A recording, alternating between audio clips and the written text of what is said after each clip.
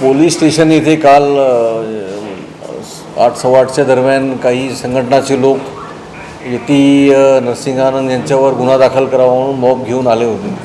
अशा वेळेस पोलीस स्टेशननी इंचार्जनी त्यांना सांगितलं की ऑलरेडी एक FIR आलेली आहे आमच्याकडे आणि त्याच्यावर कारवाई सुरू आहे आणि समजून सांगून त्यांना परत पाठवलं होतं। पण त्यामधले नंतर असं समजलं की काही लोकांनी व्हिडिओ जास्त व्हायरल करून मॉबला गोळा केलेला आहे आणि दबाव तंत्राचा वापर करून पोलीस स्टेशनवर चालून आले।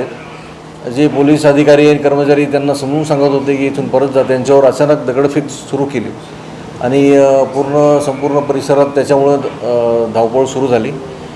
अशाही परिस्थितीत आमचे DCP ACP आणि सर्व कर्मचाऱ्यांनी दगडफेकीमध्ये सुद्धा आपला संयम ठेवून सर्व मॉबला हँडल केलं आणि त्यांना डिस्पर्स केलेलं आहे। सोबतच अधिक कुमक आम्ही कंट्रोल रूमवरून पाठवून इतर ठिकाणावरून पोलीस फोर्स पाठवून या ठिकाणी मी स्वतः आणि बाकी सर्व माझे सहकारी अधिकारी कर्मचारी या ठिकाणी आलेलो आहोत। पूर्ण मॉब डिस्पर्स केला। जे पोलीसच्या दिशेने दगडफेक करत होते यामध्ये काही पोलीस अधिकारी कर्मचाऱ्यांच्यावर दगडफेकीमुळं जखमा झालेल्या आहेत, त्यांचं आम्ही आता योग्य ती कारवाई करीत आहोत आणि जो हिंसक मॉब होता त्यावर कारवाई करून कायदेशीर कारवाई करत आहोत।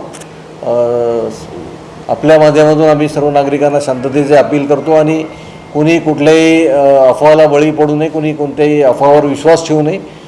संपूर्ण अमरावती शहरात शांतता आहे। नागपुरी गेट परिसरात आम्ही जमावबंदी लागू केलेली आहे आणि पुढील कायदेशीर कारवाई करीत आहोत। सर, ही काही अश्रुधुराचा प्रकांड सोडायचं काम पडलं का पोलिसांना?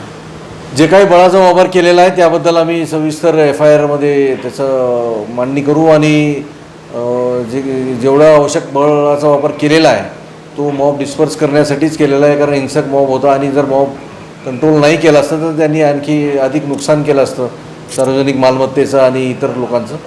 त्यामुळे त्या मॉबला कंट्रोल करणे अत्यंत आवश्यक होतं आणि त्यामुळे बळाचा वापर करण्यात आला। या भागात कर्फ्यू लावण्यात आलेला आहे। जमावबंदीचे आम्ही आदेश परत लावलेले आहेत नागपुरी गेट पोलीस स्टेशनच्या हद्दीत। बाकी सर्व ठिकाणी शांतता आहे आणि शहरात सुद्धा शांतता आहे। धन्यवाद।